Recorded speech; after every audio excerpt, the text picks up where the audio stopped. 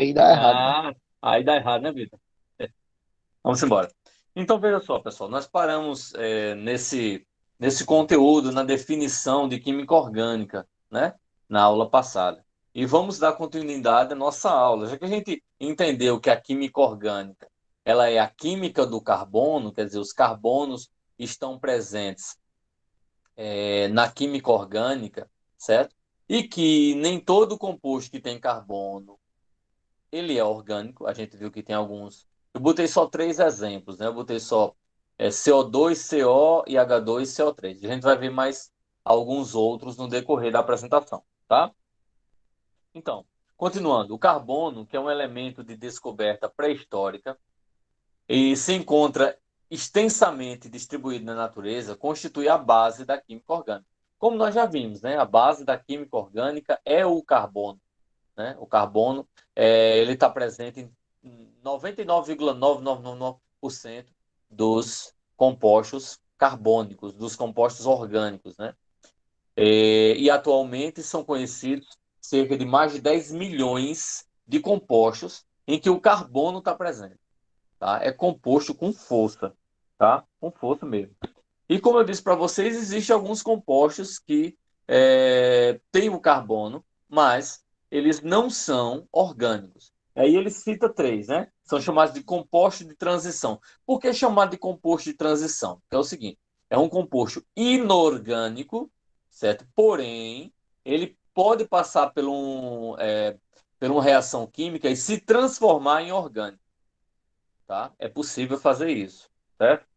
Então ele cita aí, ó, o cianato de amônio, né? Cianato de amônio. Ele vai ser aqui o primeiro, onde no slide lá atrás eu falei para vocês que o cara foi, o Olé, né? Ele transformou, ele pegou o cianato de amônio, aqueceu e transformou em ureia, tá? Então esse seria um dos compostos inorgânicos, né, chamado de composto de transição, que ele pode se transformar no composto orgânico, tá?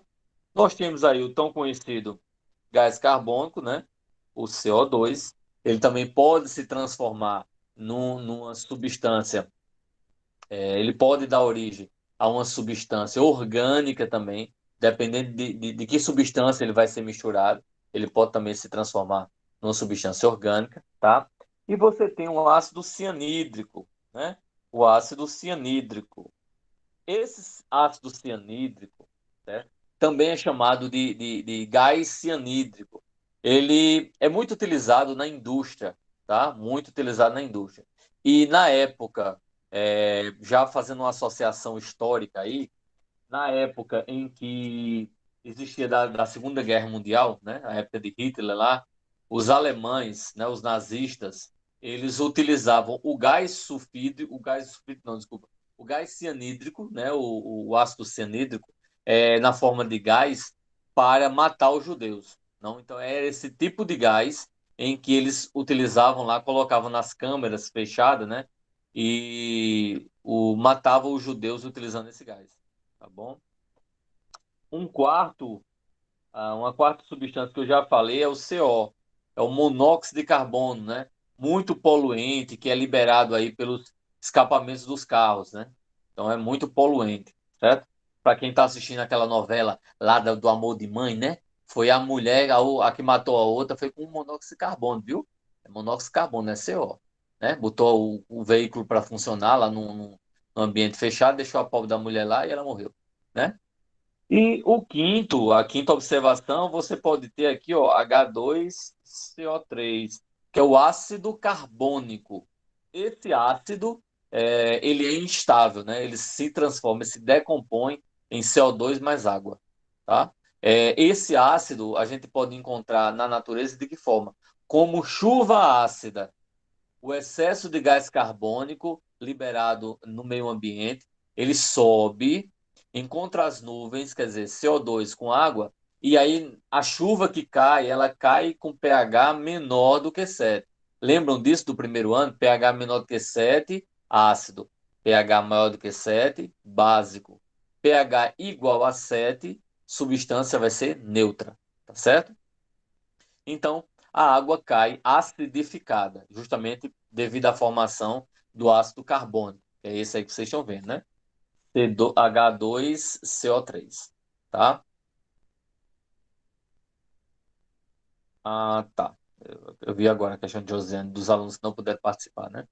Tá certo. Diga o povo que não falta não, minha aula não, né? Minha aula é boazinha, diga que não falta não, que a gente se diverte aqui, tá certo? Então, continuando. Alguma dúvida, pessoal, até agora?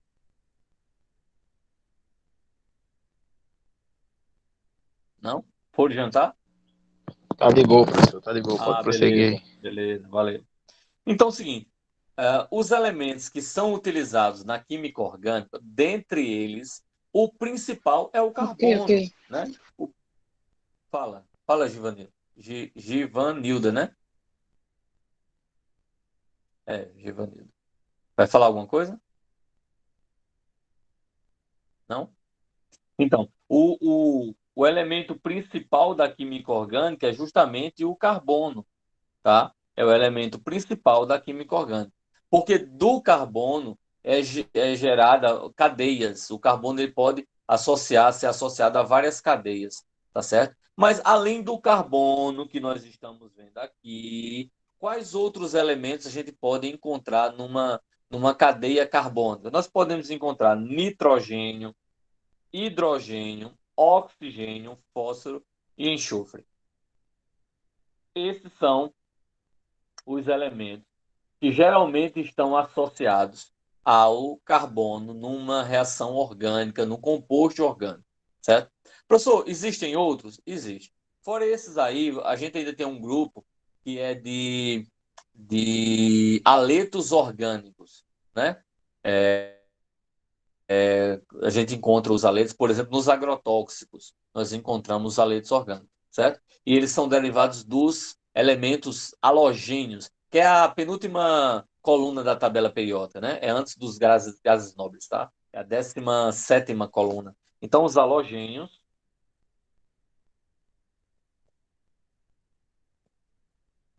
os principais são flúor, cloro, bromo e iodo. Esses são os quatro principais halogênios que nós utilizamos, né, que nós encontramos num composto orgânico ou numa reação orgânica, tá certo?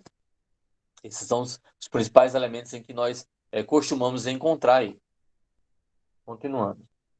Então, fibras sintéticas, alimentos, cosméticos, medicamentos e combustíveis são alguns dos produtos que envolvem milhões de substâncias, em que o principal componente é justamente o carbono.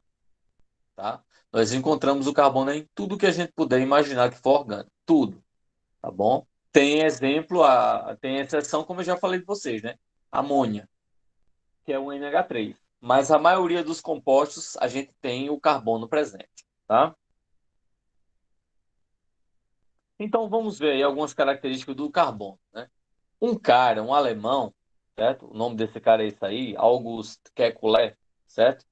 Então, o que é que acontece? Em 1857, esse cara começou a estudar incansavelmente o carbono para poder saber suas características, as suas estruturas e como era que ele se comportava, tá? Então, Kekulé, ele começou a partir dos seus estudos, né, ele formulou alguns postulados, algumas teorias, certo? Que teoria? Essas teorias começaram a ser comprovadas, né, depois de algum tempo, começaram a ser comprovadas. E ainda hoje, se uma pessoa quiser, no laboratório, consegue fazer a comprovação disso aí, tá certo?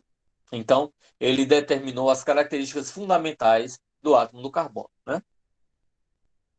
Então, as características fundamentais que ele anunciou foi o seguinte: primeiro postulado, primeira coisa, são três postulados. A primeira ele diz o seguinte: o carbono ele é tetravalente. Mas o que danado é tetravalente, né? Vamos ver aí, entender o que é essa história de valência. O que é essa história de valência? Vamos lá. Valência, na verdade, é quando você tem ligação livre, né? Eu não sei, vocês lembram do primeiro ano aí, a distribuição eletrônica? Lembram do primeiro ano, distribuição eletrônica? Um S2, 2S2, 2PC, 3S2, 3 e 10. Lembra disso aí? Não? Então, utilizando aquela distribuição eletrônica, vamos pegar alguns elementos. Por exemplo, eu vou pegar o hidrogênio, que é número atômico 1, vou pegar o nitrogênio, que é número atômico 7, o carbono, que é número atômico 6, eu vou pegar aí o oxigênio, que é número atômico 8. Vou pegar esses elementos, certo? Vamos pegar esses elementos. De acordo com o diagrama de energia, né, que geralmente algumas pessoas ainda chamam de diagrama de Pauling, né? Na verdade, não foi de Pauling, não foi ele que criou esse diagrama, não, né? Ele só utilizou. E aí começaram a dar o nome dele, mas na verdade é um diagrama de energia. Então você distribuía, fazia aquela distribuição, um S2, S2, S6. Então, o que é que acontece? O hidrogênio ele só tem um elétron. Se ele tem um próton, necessariamente ele só tem um elétron. O número atômico dele é 1, tá certo? Então ele está 1s1, camada K. Como ele só tem um elétron, ele só tem um, certo? Elétron. Então ele é chamado de monovalente. Mono porque só tem um. Mono, só tem um, tá certo? Só um. O nitrogênio. Nitrogênio a gente faz, ele tem 7, 1s2, 2s2, 2p3, certo? Então, ele tem quantos na última camada? Na última camada é, é, ele tem 7. Aliás, desculpa, ele tem 5 na última camada. Então, existe uma regra chamada regra do octeto, que diz o seguinte: todo elemento químico, para ficar estável, ele tem que ganhar, perder ou compartilhar elétrons para ficar com a mesma estrutura, com a mesma quantidade de elétrons de um gás nobre. Um gás nobre tem 8 elétrons na última camada, tá certo? Então, se ele tem 5, para 8 faltam 3. Então, na verdade, o nitrogênio, né, ele precisa receber 3 elétrons, né, na última camada. Para chegar a 8, ele precisa receber 3. Então, se ele precisa de 3, ele é chamado de trivalente. Trivalente. O carbono, eu vou deixar por último, né? Vamos fazer aí o oxigênio. O oxigênio ele tem 8 elétrons na última camada. O número atômico dele é 8. Então, ó, 1s2, 2s2, 2p4.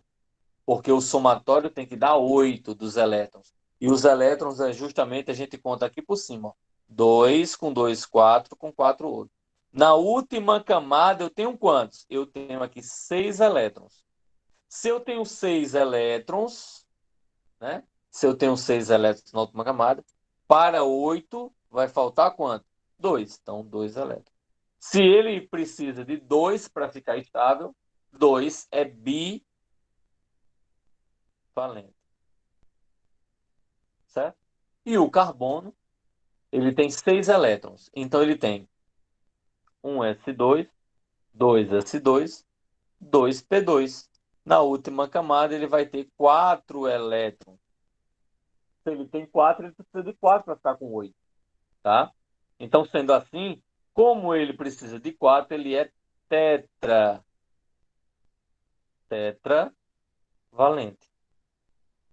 Então, essa história de valência é isso. É a quantidade de elétrons que o elemento precisa para ficar estável, certo? Hidrogênio é monovalente, ele só precisa de um. Nitrogênio é trivalente, precisa de 3. Oxigênio é bivalente, precisa de 2.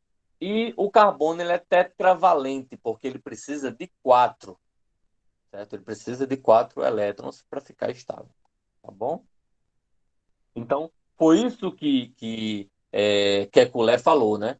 O carbono, ele, na distribuição eletrônica, ele vai ter aqui, né? Na última camada, 4 elétrons, e por possuir 4 elétrons na última camada, ele vai precisar de 4 elétrons também.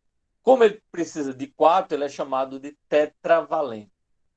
Tá? E a gente pode representar isso aí da seguinte forma: um carbono com 4 ligações, 4 tracinhos, o carbono com uma dupla e 2 ligações simples.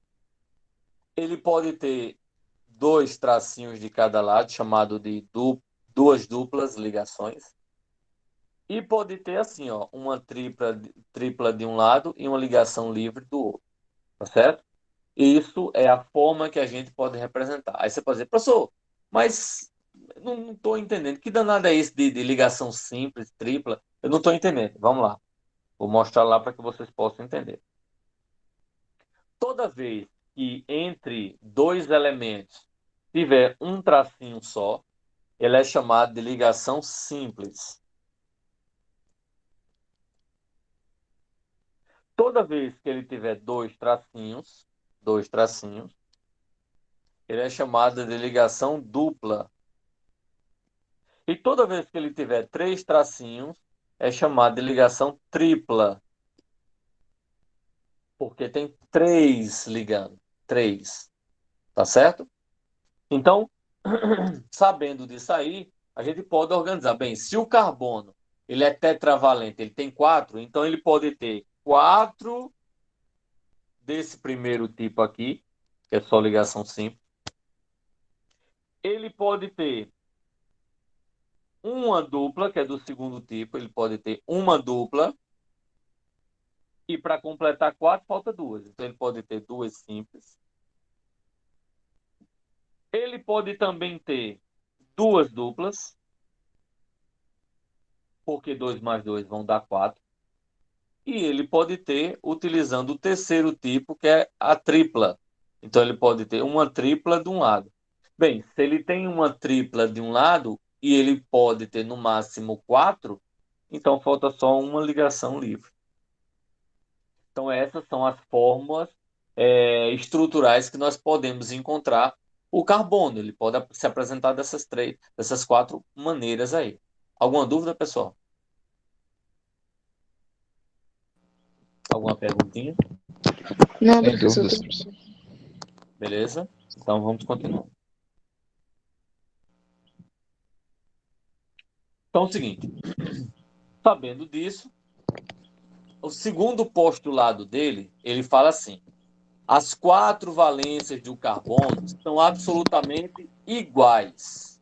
Ou seja, às vezes quando você vai montar uma figurinha dessa, aí você diz, professor, se eu colocar um elemento desse, por exemplo, ele tem um Cl, isso é o cloro, tá, pessoal? Esse Cl aqui que vocês estão vendo, isso aqui é o cloro, é o elemento químico cloro. Então, nesse o cara foi desenhar, desenhou o cloro em cima. No segundo, o cara desenhou do lado direito. No outro, você desenhou embaixo. No outro, você desenhou do lado esquerdo. Aí você pode chegar, professor, o senhor desenhou o cloro em cima. Eu fui e desenhei o cloro embaixo. Está errado? Não, não está errado. Porque vai apresentar, certo? Ele pode, porque eles são iguais, porque a valência deles são iguais, então a posição não importa. Se vem de um lado, vem do outro, vem em cima, vem embaixo. Certo? Tanto faz. Isso é o segundo postulado em que Kekulé fala. Tá? O terceiro postulado diz o seguinte: é chamado de encadeamento constante. O que é isso? Formar cadeias, formar estruturas. Na verdade, para eu formar as cadeias, eu tenho que pensar nas estruturas orgânicas como se fossem joguinhos de montar. Como se eu tivesse aí os palitinhos e tivesse os elementos e vou encaixando. Ó, o carbono, ele pode ter quatro palitinhos. Aí eu enfio quatro palitinhos, se fosse uma bolinha de isopor. Aí ele pode ter quatro hidrogênios, porque cada hidrogênio só pode ter um. Então eu saio encaixando. Tipo assim, ó. Deixa eu explicar para vocês melhor. Digamos aqui, eu pego aqui, eu tenho o carbono, que vai ser a bolinha preta. Tenho o hidrogênio, que vai ser a bolinha vermelha.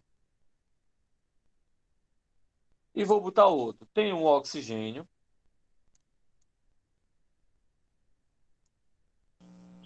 que vai ser a bolinha verde. Certo? Aí o que é que acontece? Eu posso montar isso aí. Imagine que isso fosse de isopor. Então o que é que eu poderia fazer? Bem, eu tenho aqui uma bolinha preta, que é um carbono, né? Eu tenho um carbono. E eu vou colocar aqui com um oxigênio. O que é que acontece? Entre carbono e oxigênio. O oxigênio eu sei que é bivalente.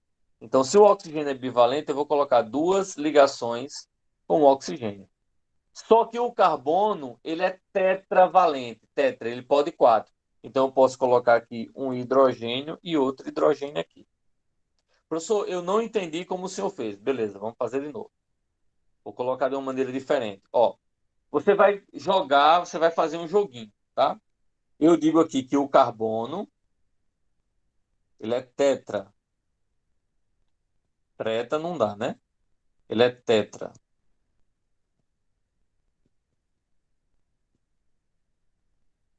Tetravalente.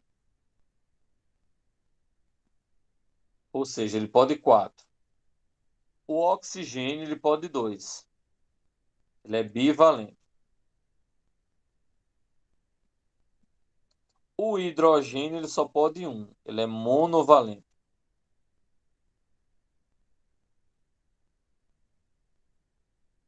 Certo? Se eu colocar um carbono e 2 oxigênio, qual vai ser? O que é que eu vou escrever? O que é que eu vou colocar dentro dessas minhas duas bolinhas? E aí? Quantas ligações eu vou colocar em cada uma?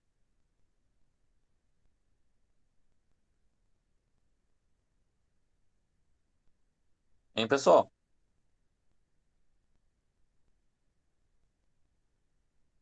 O oxigênio ele é bivalente.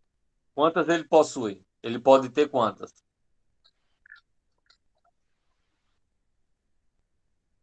Hein? 2. Duas Dois, ligações, exatamente. professor. Duas. Exatamente, Vitor e Tainara. Então, se ele é bivalente, ele só pode 2, ó. 2. Aí o oxigênio do outro lado, quantas ele pode? 2. 2 também. Aí o carbono, quantos ele tem no total? 4. Exatamente, 2 de um lado e 2 do outro. É desse jeito que vocês têm que pensar. Faltou colocar o nitrogênio. O nitrogênio ele é trivalente. Ó. Trivalente.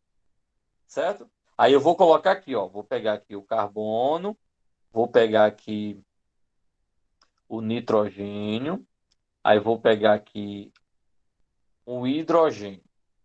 Pronto. Aí eu vou fazer assim, outras bolinhas. Vamos lá.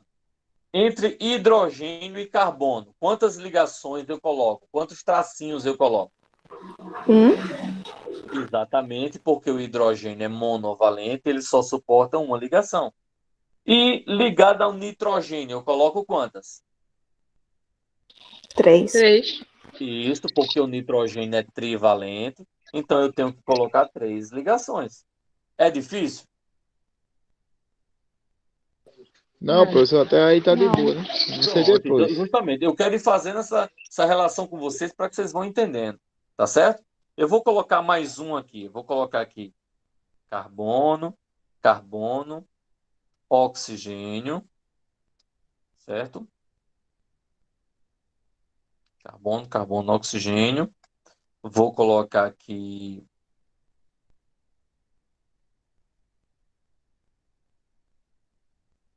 eita.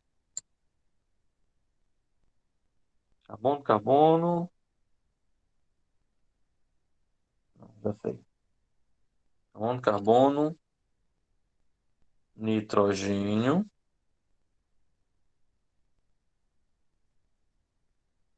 hidrogênio.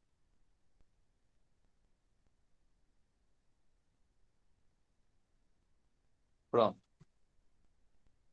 Vamos lá. O hidrogênio, ele vai ter quantas? 1. 1, certo. O nitrogênio, ele vai ter quantas? 3. 3. 3. Porém, ele já está ligado com hidrogênio quantas? 2, no caso, né? Ó, exatamente. Ó, ele já tem quantas aqui? 1.